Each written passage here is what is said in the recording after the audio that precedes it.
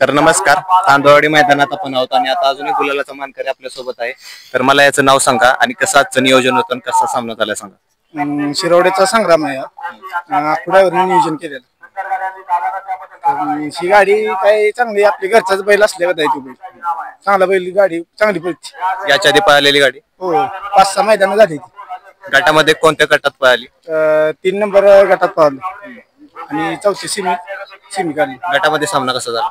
गटा सुट्टाच निघला सुट्टा अंतर. सेमी मध्ये सिमी मध्ये पण झाले बऱ्यापैकी आणि चांगलं झालं छकड्याचं अंतर.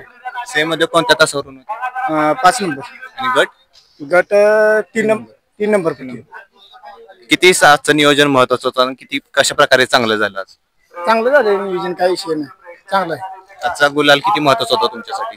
महत्वाचं म्हणजे ती गाडी जेव्हा तेव्हा पळेल ना तेव्हा गुलालाच असते काही विषयच नाही गाडी. सगळ्यांचं सहकार्य कशा प्रकारे भेटलं आजच्या मैदानामध्ये? 1 नंबर चांगलं.